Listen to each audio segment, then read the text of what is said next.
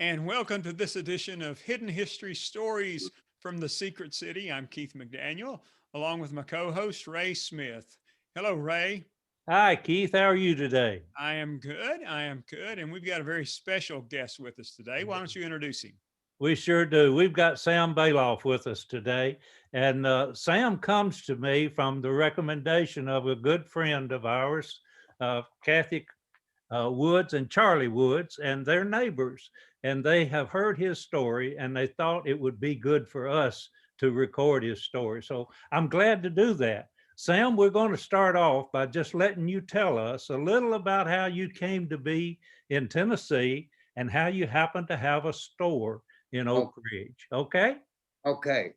Well, I guess to start, I got to tell you that my father was a Russian immigrant from the Ukraine, came to this country in 1914. And through, we feel like through some agencies in New York, they sent him down to Middlesbrough, Kentucky. He ended up in Middlesbrough, Kentucky, working with a family by the name of Ginsburg. And they were very prominent merchants in Middlesbrough in well, I don't know what year they started, but they were there. Well, anyhow, my dad worked for them for for for quite a while until he moved to La Follette. But in the meantime, my mother was living in New York. There, she's from the Sturm family. I don't know if you know Melvin Sturm. Yes. Yeah. Well, my mother was a Sturm. So during the flu epidemic in New York, the family moved down to Pineville, Kentucky. They had some relatives there, and they lived in Pineville, Kentucky. So over the few years, my dad met my mother, Esther Sturm. They got married in 1914 in Pineville, and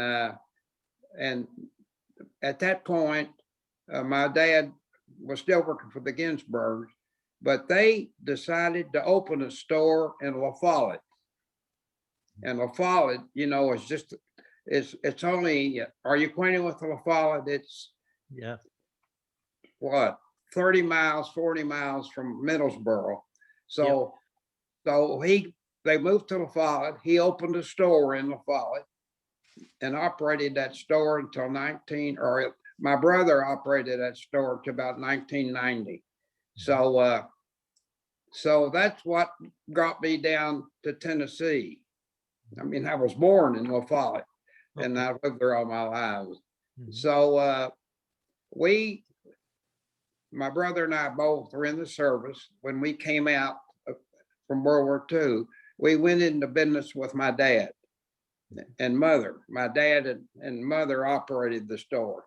So we stayed around and stayed in that store, and we got married and we started our families. And we got to the point where the three families couldn't live out of the store, and we started looking for expansion. And we went down to Chattanooga and looked at a store. We went up to Lexington and looked at a store. And in the meantime, this Oak Ridge shopping center came into existence. And we decided that my dad, he didn't want us to leave the house too far away. So the Oak Ridge Shopping Center was being developed. And we went down there and negotiated with Guilford Glazer and who built the center, and we opened a store there in 1955. So that's how we were looking for expansion, and we decided to go into the shopping center. So we went into downtown Oak Ridge in 1955. That's how there. That was an exciting time when Guilford Glazer was building that. 50s. The 50s were after the war. They were great. So anyhow, we had good experience in Oak Ridge, and I lived there for 1 year, but I never lived in Oak Ridge for any period of time. Right. We had a little problems at the store, and so we rented a house and lived in Oak Ridge for a year. But other than that, that's how we got to Oak Ridge. So you lived in La Follette while you had the store in Oak Ridge? Yes, I Okay. never, we had a store in Oak Ridge. We opened in 1950. When was Oak Ridge open to the public? In 1949. 1949. Mhm. And so that I didn't know. So in the meantime, we opened a store in downtown Knoxville in 1964, and then we opened a store in Westtown Mall in 1972 when Westtown Mall. In the meantime, the Oak Ridge store is operating good, but in 1975, we were at the point where we were not multi-store operator. So when our lease was up in 1975 in Oak Ridge, we closed that store. Mr. Balloff, where was the store located in Oak Ridge at the shopping Well, center? you know where J.C. Penney is right now? Yeah. They were part of that mall. They were on one of the legs down near Davis Cafeteria. Mhm. And let's see, there was J.C. Penney in that location where they are now. And then there was a lady had a piece goods store, and then we had a store there. Okay. And then on the other side of us, there was a vacant lot for a long time. So what else would you like to know? I remember growing up. I grew up in Kingston, so I spent lots of time in Oak Ridge, and my mother was a seamstress, so she always went to the cloth shop, and I'm sure that's what the piece goods store was. It was called the cloth shop. So that was, the lady that operated that store married Harvey, the furniture guy, the guy in the Harvey Furniture. The lady operated that store, they got married. Yeah. So I got, I've got a lot of stories. So do you have any other question before let me tell you what I know about Oak Ridge. Okay. Okay. I think in the early days, when they built Oak Ridge, there was a guy by the name of Richard Moore, I think, that opened a store called Loveman's. Yeah. Was Loveman's the original store in Jackson Square? it was. Yes. Yeah. And Richard Moore, who was from Jellicoe, by the way, and he was a brother to Grace Moore, the opera singer. Did you know that? I did not. I Well, didn't know that.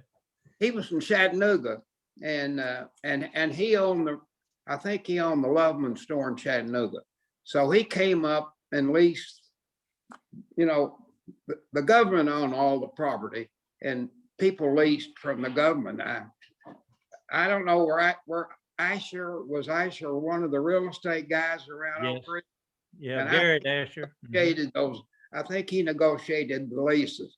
So Richard Moore and they opened up that store.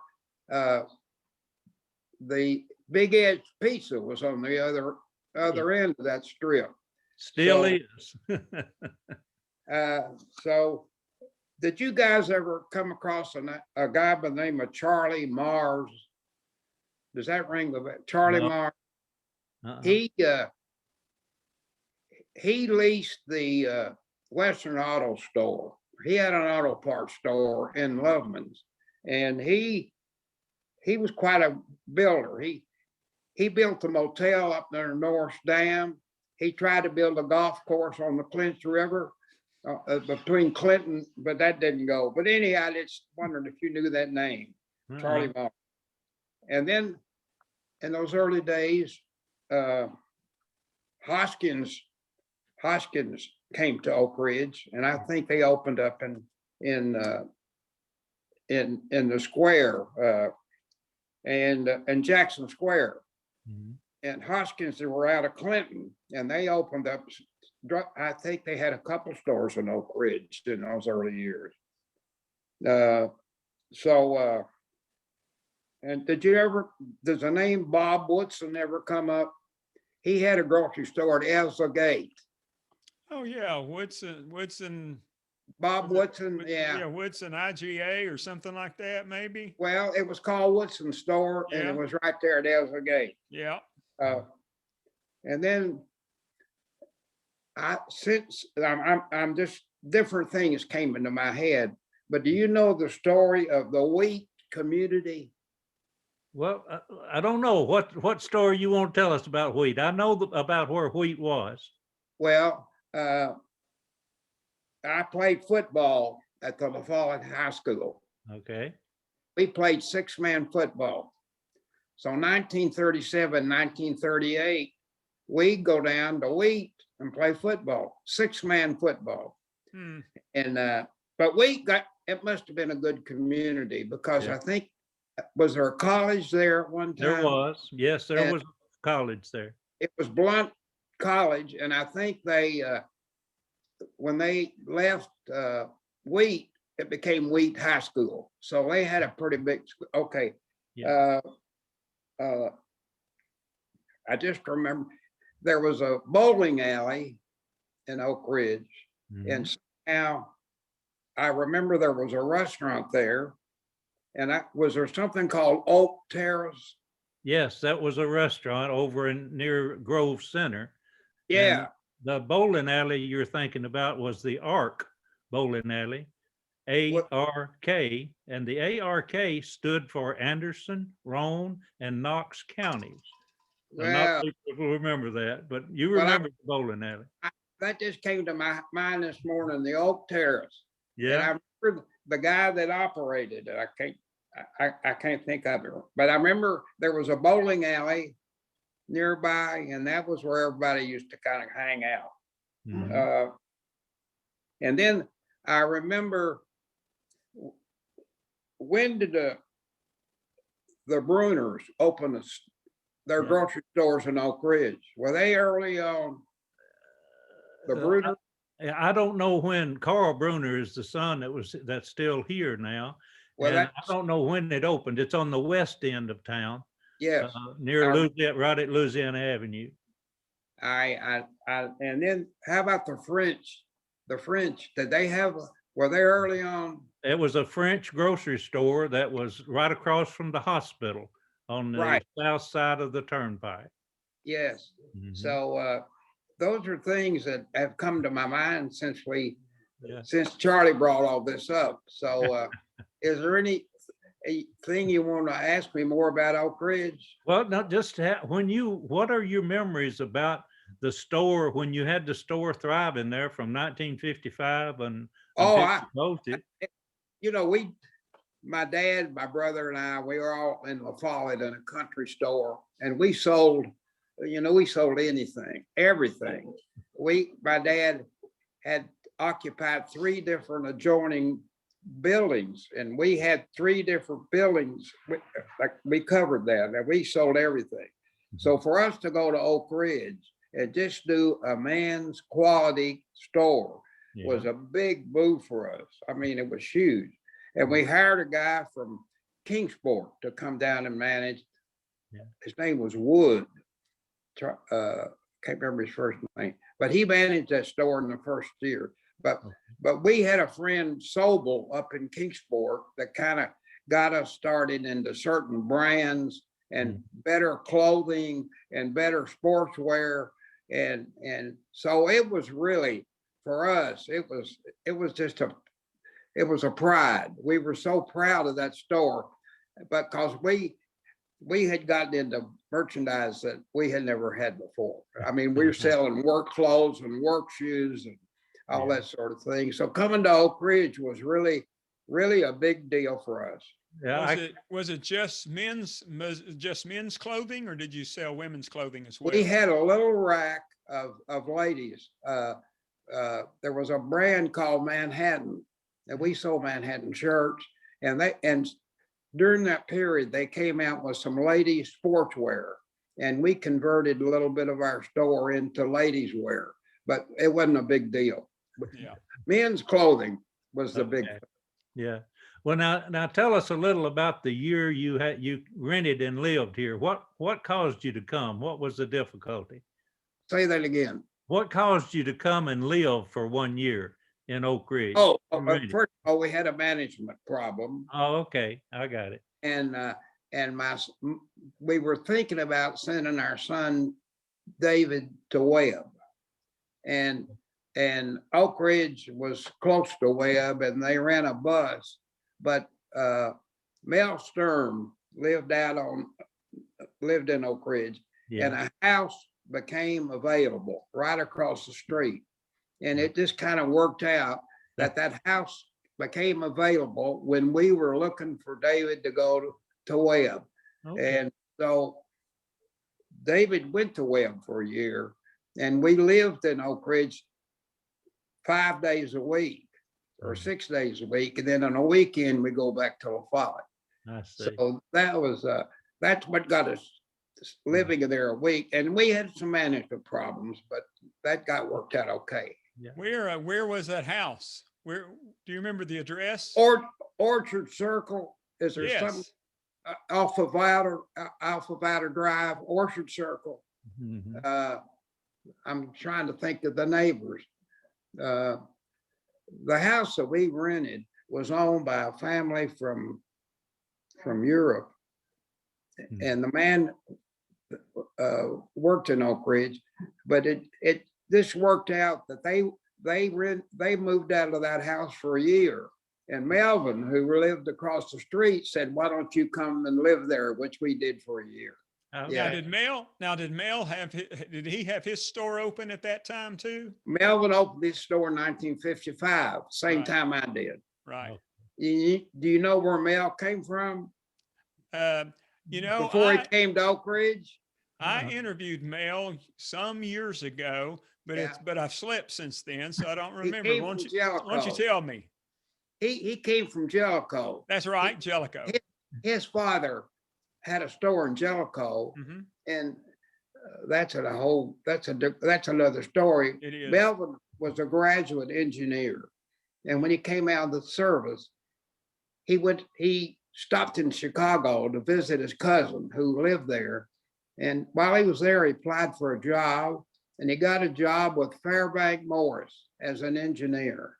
And he stayed there, and he worked there until his father was killed in an automobile accident. Mhm. And Melvin came down to close out the business, Yep. and he stayed in Jellicoe. Yep, I remember that story now.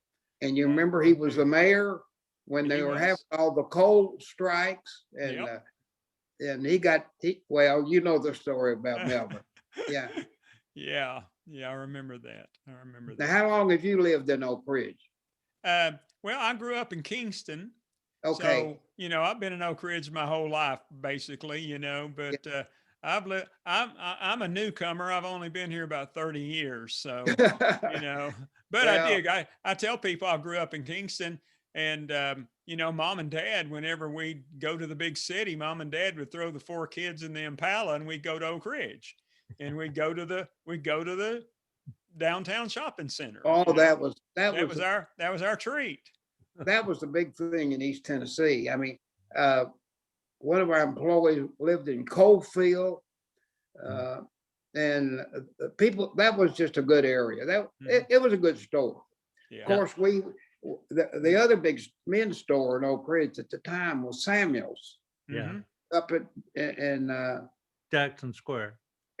Sam Miller Mhm. operated that store with his brother-in-law, I think Bernard Horn. Yeah. And we used when my first child was born in Oak Ridge in 1951. So we used to drive down. I knew Oak Ridge pretty good, so I knew a lot of people down there. Mhm. Dr. Johnson. Dr. Johnson, the ear, nose, and throat guy. Did you I know didn't know Dr.? him. No, I didn't either. Mm. Well, Mm. ear, no, he and his son became a doctor also. Mm. Yeah. Well, so that's what got us down to Oak Ridge. All right. Well, good. That's good to have those reminiscences. Let's change the subject a little and go to your experience in World War II. Would you tell us about that? Okay, so I joined the Army in the fall of 1942. Okay. I was in school, and everybody, the fall of 1942, everybody was going into the service. I mean, everybody. They take train load of students to Fort Oglethorpe. So I joined the Army, and in those days they had the programs for the Marines and the Navy. These V programs where they became 90-day wonders and got their commission. Yeah. And by the way, that's how Melvin got his commission. Okay. I don't know if you, but Melvin was an engineering student, and they were exempt from, they were allowed to finish their education. So Melvin was able to stay at Tennessee, got his engineering degree, and I think and that's when he joined the Navy. Yeah. Mm. That's when he became part of the Navy. Well, anyhow, I went into the Army, and I was told when I enlisted that I could finish my education, a speeded up education, and get a commission. And that sounded pretty good. So I joined in December of 42. And in January of 43, I got my orders to report to Fort Oglethorpe. So I went into Oglethorpe in the early part of 1943. And from there, they said, I was there maybe a month. And another thing, there was a guy working there in the headquarters part of Oglethorpe, where they issued the clothing. And I came across him somehow or other. He said, "Sam, if you'll work for me, I'll keep you here to work at the headquarters and supplies." Well, I worked my tail off for him to keep me there. After a month, they sent me to Fort Oglethorpe, and I went to the Army Replacement Center at Fort Oglethorpe, and I got into a artillery unit that we took our training on a 240 howitzer. That was an 8-inch gun. That was the biggest thing the Army had in those days. And I took my basic training there. And in the meantime, I signed up. There was a program called ASTP, Army Replacement, and so they didn't have I was accepted, but the program closed before I was able to go to school. A lot of guys went to schools, special training. So I was at Fort Oglethorpe. I was at Fort Bragg, excuse me. Okay. And yeah. I took my basic training, and they sent me to the 78th Infantry Division, the Lightning Division. Mhm. And I became part of that division and stayed with them and went through the maneuvers down in Murfreesboro and Lebanon. We were that winter of 43, there were maneuvers. Had you heard about that? The maneuvers in Middle Tennessee. Right. And we went through that. And when we came back, we were given 10-day, all the privates were given 10-day furloughs. And when we came back, I became from a private. My captain gave me a T5 rating, and I became a truck driver. And I missed all the privates went to Africa. That was in the spring and I missed that trip to Africa with the guys. And I stayed with the 78, and we went to Europe in 19. We landed in Europe in October of 1944, and we first went to Bournemouth, England, and stayed there till we got all the equipment got all the artillery equipment into England, Bournemouth, and then in November we crossed the English Channel, went into Le Havre, and landed there, unloaded our boat. By that time there was no fighting in France. So we went across France and ended up in Belgium and did some training there, some winter training. And then in December, we went into Germany, Aachen, Germany. Am I telling the story properly? Yeah, you're doing just fine. Just keep rolling. So we were stationed in Aachen, Germany, and I didn't at that point. It was snowing. It was winter. It was probably one of their coldest winters, and we stayed there. And I really didn't know about the Battle of the Bulge, because our division was just north of the division. I think our infantry was involved in it. I know the artillery was shooting.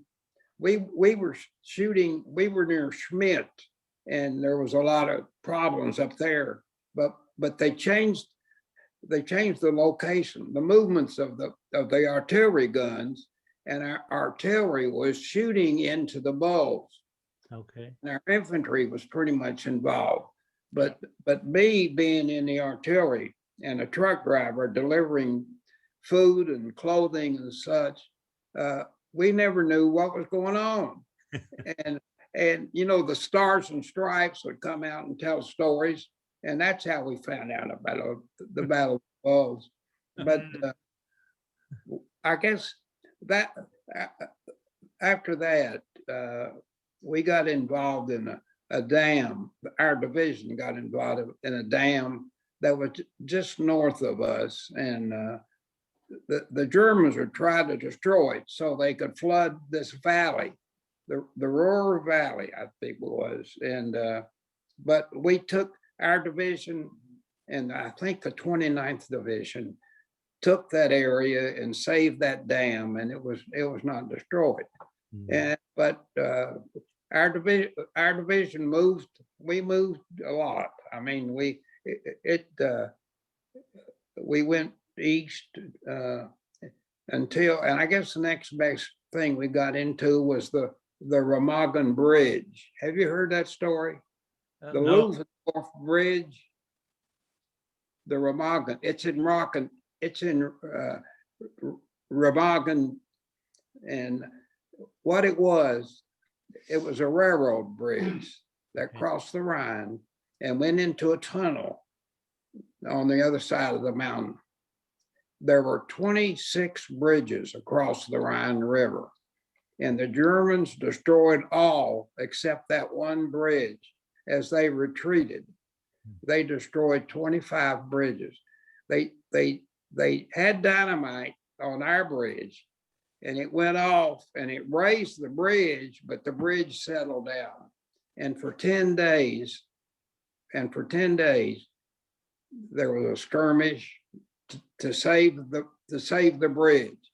The Germans tried to bomb it. The Air Force tried to bomb it.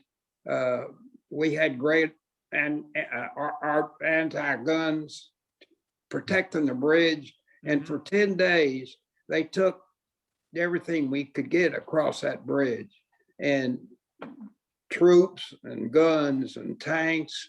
And I was delivering anything that needed to be delivered from our service unit. And I crossed the bridge and went through the tunnel, dropped off whatever we were supplying, and came back across the Rhine River on a pontoon bridge. And that's another story about the engineers who built the pontoon bridges across the Rhine. On the other side of Remagen was a mountain. The Germans had all kinds of artillery built into that mountain. And as the engineers were trying to put together this pontoon bridge, they were shot down. A lot of them, I don't know how many we lost. But there's a story about that. I have never heard the story about the engineers that built not only that bridge, but many pontoon bridges across the Rhine. That's the only way we could get across, because all the bridges had been destroyed. Wow. And then after that, things kind of quieted down. The war was ending, and in May of 45, the war ended in Europe. Yeah. So what else? Well, you were right in the middle of the hot No, spot there, and on the edge. I was not in the middle. Thank heaven. yeah, I hear you. I understand. You were shooting into it and driving around it, but not right in the middle. Well, I mean, there were a lot of trucks blown up. I mean, the Germans, especially if there's any kind of convoy, I mean, they'd strafe the highways. And we were lucky. We weren't shot down. Yeah. One of the things that I remember in the spring, in February, March, April of 1945, there were a lot of concentration camps liberated, and the roads were just filled with people not only taking prisoners, but people trying to get back home. The roads were really filled, and the roads were dangerous because the Germans had left a lot of landmines on the highway. So it was touchy time. Wow. But that, everybody says I was in the Battle of the Bulge and the Remagen Bridge. That were two of the big stories, I think, of World War II. So I was really involved in that. Yes. What else, guys? You got any questions you want to ask me? Keith, you got anything for him? I do want to mention though that in preparing for this this interview, I came across an interview that you did in 2004. It's online. If people can Google it if they want to read it. It's fairly long. It was Ray, who was Kurt Peeler? Do you remember Kurt Peeler? I think from UT. Yes. Yes. And Olivia. The Society for it was called the Society. It's still in existence. The Society for War and Society, or some department that have at UT. Yeah, it's called the Veterans Oral History Project Center for the Study of War and Society, Department of History from the University of Tennessee. Right. So what did you think? What did you think about that interview? Well, I didn't have a chance to read it. It's the whole thing. I just kind of hit bits and pieces, but it was March the 12th, 2004, and the transcript of that interview is online. And you go into a lot of detail about your parents and coming, and more than we've got time to do. But it was pretty fascinating. So well, I like I said, I was not involved in a lot of the actual battle of the war, but I did what I've just told you I did. But he was a Jewish guy from New York, and we were the Balloff family and the Stern family were the only two Jewish families in La Follette. And he was so fascinated, and that's in that interview a lot. Yeah. That how did we exist as Jewish families living in La Follette in those years? And I think we told more stories about La Follette than we did about the war. But but that's okay. But Melvin's family and my family both originally came from Europe, and to come to East Tennessee was like my dad just never left. He just would not leave East Tennessee. Thought that was great. So anyhow, so when did you retire? When did you all shut down your? 1991. Okay. We closed the store in West Town, and that's when I retired. 1991. Mhm. So So what you been doing the last 30 years or so? well, I work part-time. I work 4 hours a day, 2 days a week at Profits, at Matt McClellan's, at Joseph Banks. I mean, I work a couple, 3 years and move on. Wow. I never did work at a store called the Coachman out in the West, but I worked in every other men's store. Is that right? So I kept in touch, and I had good years.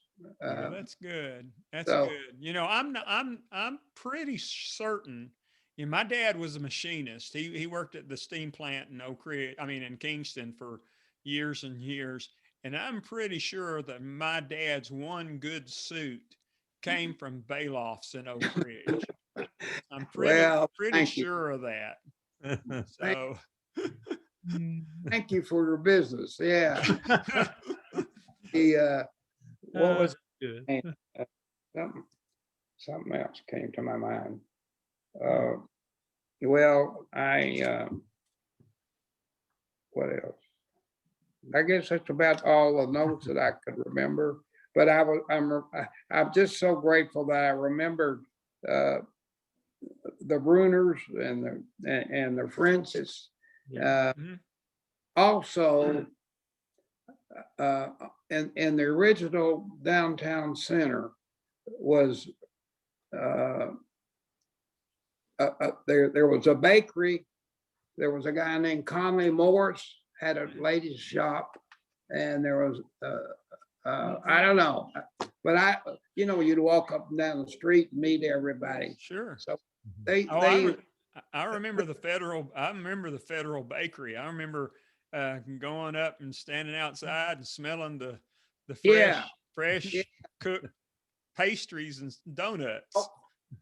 Homer Kramer had a shoe store, Mhm. and Royal Jewelers had and I can't remember the guy that managed that store, but that was the beginning of our getting out on Follett in the retail business. But my brother stayed in La Follette, my dad stayed in La Follette, and I still had some interest in La Follette, and so that was a good years.